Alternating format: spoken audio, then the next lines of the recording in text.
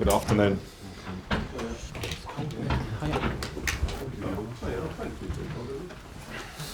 cold, isn't it? Pay that bill.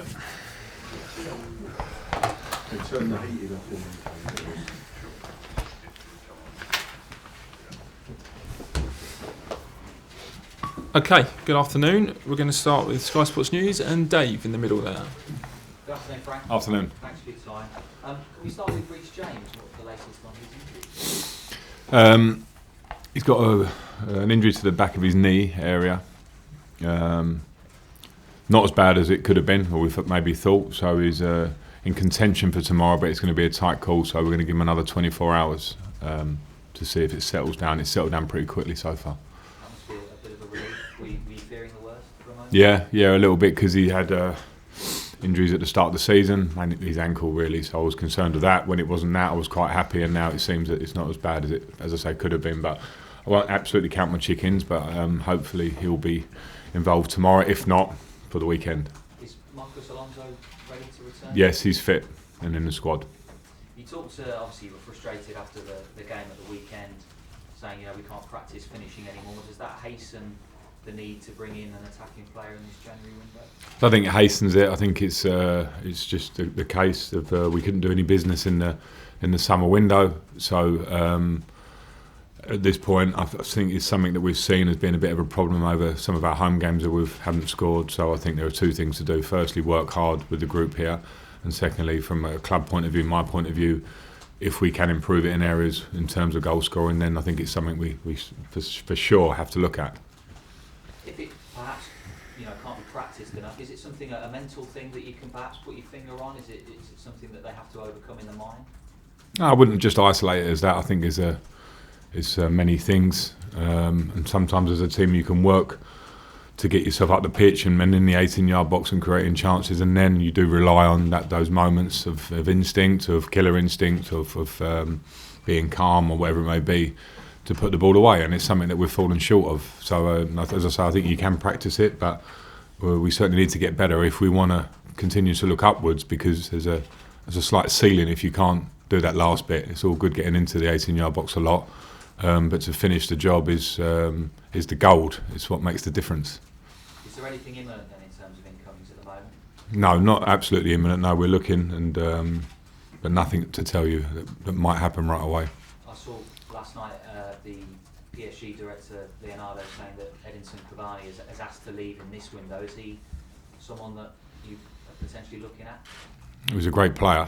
Played against him, and I always loved his mentality and his attitude, and obviously his goal scoring record speaks for itself. I'm not absolutely aware of what the situation is, so we'll see. His experience, would that add to the group though? Yeah, I mean, he's an experienced player, but so are many other players out there. So, I think we are young as a squad, and we know about the transition. So, yeah, the idea of bringing in experience is something I'm certainly not looking absolutely away from, because I think sometimes the younger players need a bit of help, and if that's the case, then that may help us.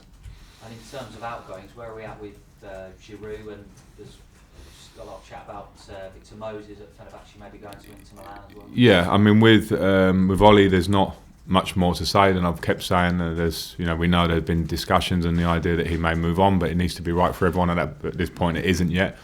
And on Victor Moses, he's obviously coming back from his loan with a view to go elsewhere, and those talks are ongoing as well. John. Thank you.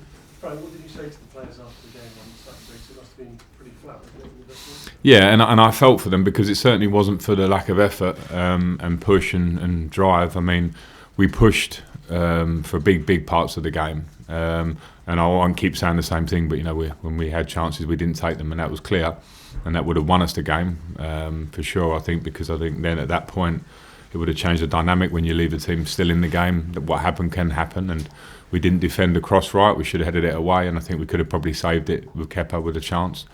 So those little moments are obviously crucial, but I didn't want to. There's no point in me being negative about that. I think I would be negative if I felt there was a lack of effort, a lack of something. There wasn't. They gave everything, and it just didn't happen for us on the day. You mentioned Kepa. How would you assess him this season? Because obviously he did come in for criticism on Saturday. I'll always defend all the players, and I think if there are individual errors, I think the players are the first ones to hold their hands up, and I think goalkeepers should be as well. It's quite an isolated, it's a difficult job because the spotlight is really on you individually.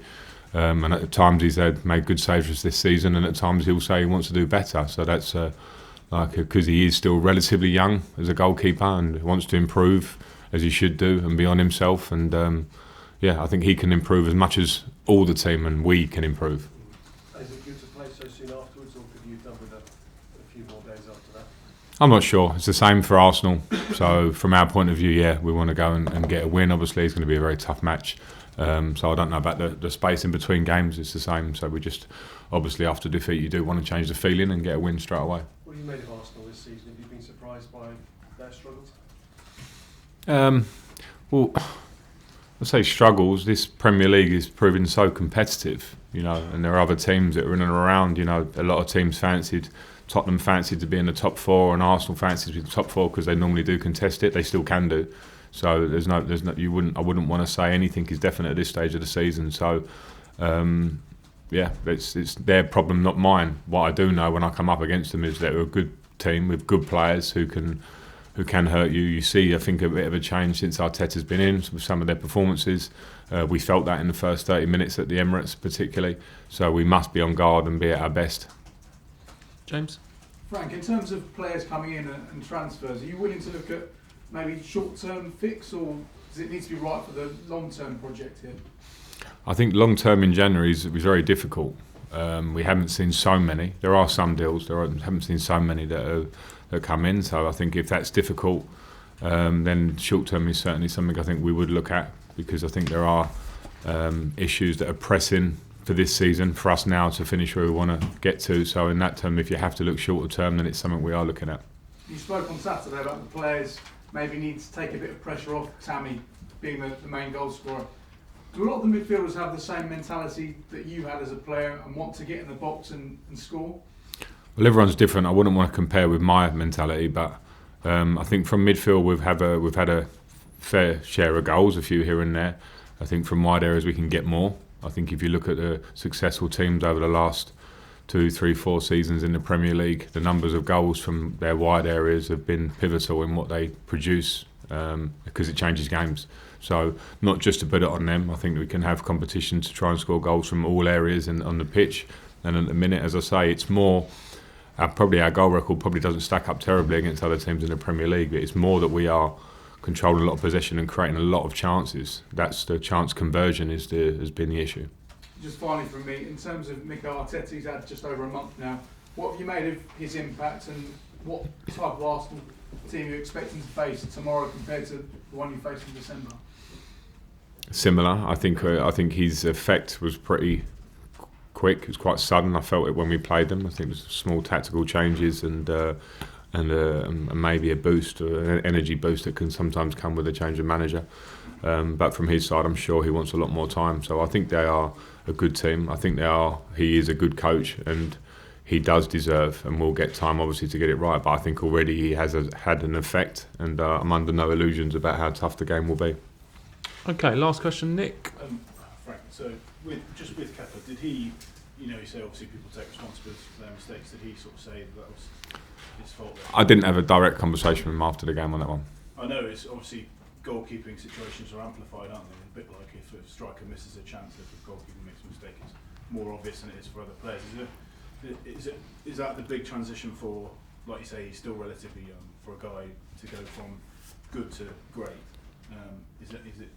Is the hardest thing with that for him to sort of just forget about all of that? I'm sensitive to the fact that goalkeepers are, as I said before, under the microscope, and that brings another element to it. And I appreciate that can be tough, but I think it's like any player, like you say, a striker that maybe it's not going for him. I think the only thing to do is to work hard and keep your head down and be humble about how you work, and that's kind of what I try and push with everybody here to do that. So that doesn't change for position by position.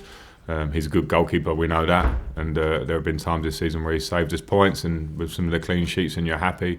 And sometimes when we go, okay, is that an individual error or is that a team error? That can happen as well, and sometimes the goalkeeper takes the brunt of the fact that we haven't defended right as a team. So there are lots of different circumstances, and I don't want to dwell on it like it's a negative. It's a reality. We have to be honest. as all of us here. And if things don't go right, how can we make it better? So you just have to keep on keeping on, effectively.